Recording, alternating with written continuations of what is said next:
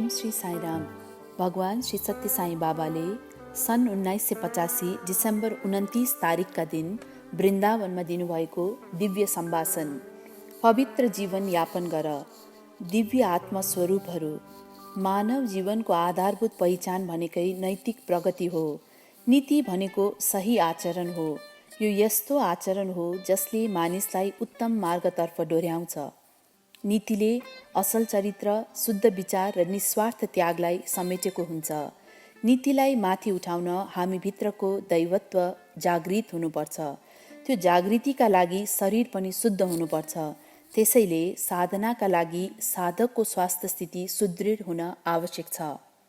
Health शब्द Anglo स्याक्सन शब्द हेलिगबाट उद्धृत गरिएको हो, जसको अर्थ हो परिपूर्णता र अन्तरात्मा। कस्तो खालको परिपूर्णता हासिल गर्नुपर्छ? मन, बुद्धि, चेतना, अन्तर्निहित आत्मा र इन्द्रियहरूको आन्तरिक मेलबाट शरीर बनेको हुन्छ। शरीरमा यी सबै तत्त्वहरूको पूर्ण संयोजन नै पूर्णता हो। त्यस्तै मन पनि पूर्ण अवस्थामा हुनुपर्छ। उतार चढावको स्थितिमा हुनु हुँदैन। कहीँ पनि दुविधा र नैराश्यको बास हुनु हुँदैन। नैतिक र मानसिक शक्तिको विकास गर्न मनलाई अनुशासनमा राख्ने साधना अथवा आध्यात्मिक साधना गर्नुपर्छ। यसका लागि मानिसले 10 प्रकारको शुद्धताको विकास गर्नुपर्छ। स्थान शुद्धि। पहिलो शुद्धता आफू बस्ने स्थान हो। आफू बस्ने वा पढ्ने कोठा सात्विक वातावरणको हुनु जरुरी छ। तिमीले देख्ने चित्र वा अन्य कुनै वस्तु शान्त र शुद्ध विचार पैदा गराउने किसिमका हुनुपर्छ। व्यग्रता बढाउने र खराब विचार जगाउने साधनहरूले महत्त्व पाउनु हुँदैन। कोठा सफा हुनुका साथै अशुद्ध बनाउने सबै चिजबाट मुक्त हुनुपर्छ। दोस्रो, वातावरण शुद्धि। तिमी बस्ने परिवारमा पारस्परिक सहमति, सहकारिता र सुमधुर सम्बन्ध हुनुपर्छ। खराब वातावरण सृजना गर्ने विकृत कुराहरू परिवारमा हुनु हुँदैन। सुमधुर वातावरणले मनलाई शान्त बनाउँछ। तेस्रो, भोजन शुद्धि। तेस्रो आवश्यकता सात्विक भोजन हो। यसको अर्थ खानेकुरा धेरै अमिलो, तितो र पिरो हुनु हुँदैन। माछा, मासु जस्ता तामसी खाना त्याग्नुपर्छ। जब तिमी हलुका पेटली खान बस्छौ र उड्दा पनि तिम्रो पेट हलुकै हुन्छ, तब मात्र त्यो भोजन सात्विक हुन्छ। यदि तिमी हलुका पेटली खान बस्छौ र भारी पेटली उठ्छौ भने त्यो तामसी हुन्छ। चौथो, जल शुद्धि। तिमीले पिउने तरल पदार्थ पनि सात्विक हुनुपर्छ। उपलब्ध हुँदैमा जस्तो पायो त्यस्तै पानी पिउनु हुँदैन। पानी शुद्ध हुनुपर्छ। मादक पदार्थको सेवन गर्नु हुँदैन। पाँचौं, विचार शुद्धि। सात्विक भावना र विचारहरू पनि महत्त्वपूर्ण छन्। विद्यार्थीहरूमा यो कुरामा हेलचेक्राइ गर्छन्, तर तिम्रो विचार र भावना शुद्ध भए मात्र सफा कोठा, असल परिवार र शुद्ध खानाको फाइदा लिन सक्छौ। 6 नम्बरमा छ दृष्टि शुद्धि। यदि तिमी सात्विक विचार र भावनाहरूको विकास गर्न चाहन्छौ भने तिम्रो दृष्टि पनि शुद्ध हुनुपर्छ। सबै सृष्टि तिम्रो दृष्टिमा भर पर्छ। दृष्टि गलत भए विचार पनि गलत हुन्छ। आफूभन्दा ठुला महिलालाई आमा र सानालाई बहिनीको नाताले हेर्नुपर्छ। जब तिमी यस्ता शुद्ध विचारले भरिन्छौ, तिम्रो भावना पनि शुद्ध हुन्छ। सोच त, अरू कसैले तिम्रा आमा र दिदी बहिनीलाई खराब दृष्टिले हेर्दा तिमीलाई कति रिस उठ्छ। त्यसैले अरू महिलाप्रति उठ्ने शुद्ध भावनालाई मात्र आत्मसात गर। अरूले तिमीसँग गर्दा असह्य हुने कुनै पनि व्यवहार तिमीले अरूसँग पनि गर्नु हुँदैन। 7औं, अध्ययन शुद्धि। तिमीले पढ्ने र लेख्ने कापी किताब पनि शुद्ध हुनुपर्छ। यो पढाइसँग सम्बन्धित साधना हो। यदि तिमीले अशुद्ध विषयहरू पढ्ने वा लेख्ने गर्यौ भने तिम्रो मन बिग्रन्छ। असल विषयले मनलाई असल बनाउँछ। भौतिक शास्त्र वा रसायन शास्त्र वा अरू विषयका किताबले तिम्रो चरित्रमा असर पार्दैन। तर अक्षर लेखिएका सबै किताब असल रचना हुँदैनन्। यदि अनुचित किताबहरू निर्धारण गरिएका भए तिनलाई किताब मात्र सम्झी पढ। जीवनका मार्गदर्शक भनी मूल्य नराख। 8औँमा शुद्ध र सात्विक सेवा। तिमीले गरेको सेवाले मानिसहरूलाई वास्तविक सुख देओस्। सेवा गर्न इच्छा लागेका व्यक्तिलाई दिव्य स्वरूप मान्नुपर्छ। दिन दुखी र उपेक्षितहरूको सेवा गर्नु पनि भगवानकै सेवा गर्नु हो। नारायणका दुई स्वरूप छन्, ती हुन् लक्ष्मी नारायण र दरिद्र नारायण। लक्ष्मी नारायण सर्वसम्पन्न हुनुहुन्छ, उहाँले जतिजनालाई पनि सहयोग गर्न सक्नुहुन्छ। उहाँले आफ्नो सेवाका लागि धेरै व्यक्ति पाउन सक्नुहुन्छ। तर दरिद्र नारायणको सेवा गर्ने कोही हुँदैन। हामीले त्यस्ता व्यक्तिको सात्विक सेवा गर्नुपर्छ। 9 नम्बरमा साधना वा आध्यात्मिक अभ्यास।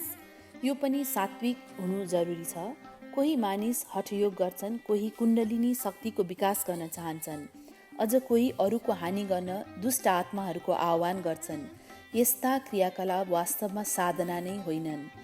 व्यक्ति चित्त हो, भगवान सत हुन्। जब सत र चित्तको मिलन हुन्छ त्यहाँ आनन्द हुन्छ, सच्चित आनन्द, शुद्ध आनन्द। त्यो साधना जुन सच्चिदानन्द प्राप्तिका लागि गरिन्छ, वास्तविक साधना त्यही हो। यो सत जुन दिव्य छ सबैमा रहन्छ। त्यसैले तिमी सबैको सेवा गर्न तयार हुनुपर्छ। सबै दिव्य छन् भन्ने सोच्नुपर्छ।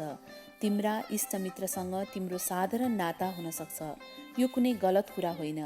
तर साधना गर्दा तिनी सबैमा एक छन् भन्ने सोचाइ राख्नुपर्छ। यो प्रक्रियामा तिमीले सबैप्रति प्रेमको भावना जगाउनुपर्छ। प्रेमको विकास गर्नुभन्दा ठुलो अर्को साधना कुनै छैन। उद्धव ज्ञान योगमा निपुण थिए। उनी गोपिकाहरूलाई ज्ञान मार्ग सिकाउन चाहन्थे। यसकै लागि उनी कृष्ण कहाँ पुगे। कृष्णले उद्धवलाई भन्नुभयो, गोपिकाहरू म प्रति पूर्ण भक्ति राख्छन्। म प्रतिको भक्ति उनीहरूको जीवनको आधार हो, जुन सोझै मेरो हृदयमा पुग्छ। उनीहरूको शुद्धता र भक्ति प्रकाशसरी छ, जुन सधैँ चम्किरहन्छ। तिमीले यस्ता भक्तहरूको हृदय बुझ्न सक्दैनौ। म उनीहरूको हृदयमा पूर्ण रूपले स्थापित छु। गोपिकाहरूले आएर उद्धवसँग भने, हामीलाई कुनै शास्त्र सिक्ने इच्छा छैन, बरु एउटा सरल माध्यम सिकाउनुहोस् जसबाट हामी कृष्णलाई प्राप्त गर्न सकौँ। कृपया हामीलाई भन्नुहोस्, कुन माध्यमबाट हामी कृष्णलाई पाउन सक्छौँ। उद्धवले फेरि गोपिकाहरूसँग सोधे, कसरी तिमीहरू कृष्णसँग एक हुन सक्छौ। एउटी गोपिकाले भनिन्, कृष्ण फूल भए म माहुरी भई उनका वरिपरि भुनभुनाउने थिएँ। उनी रुख भए म लहरे झार भएर उनका वरिपरि बाँधिन्थेँ। उनी हिमाल भए म त्यहीँबाट झर्ने नदी हुन्थे। यदि कृष्ण असीम गगन भए म त्यो आकाशमा चम्किने सानो तारा हुन्थे।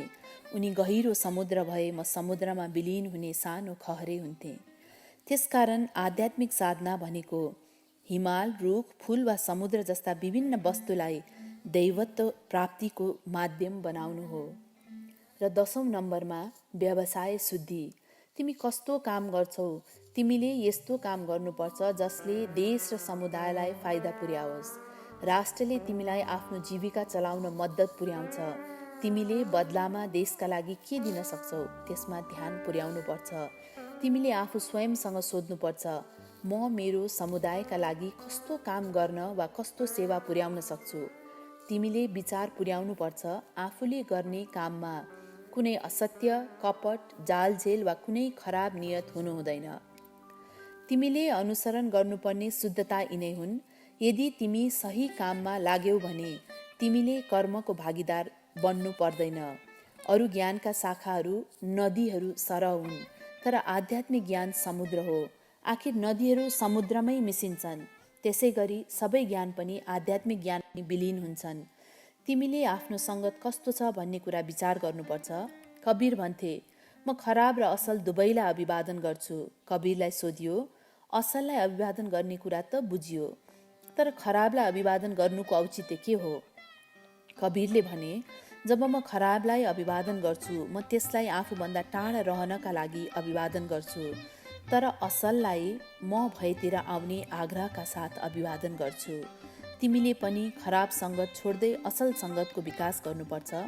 असल सङ्गत शुद्ध योग हो। तिमीहरूले यही योगको अनुकरण गरी आफ्नो सङ्गतका सबैलाई सुख बाँड भन्ने मेरो इच्छा छ। जय सङ्गत।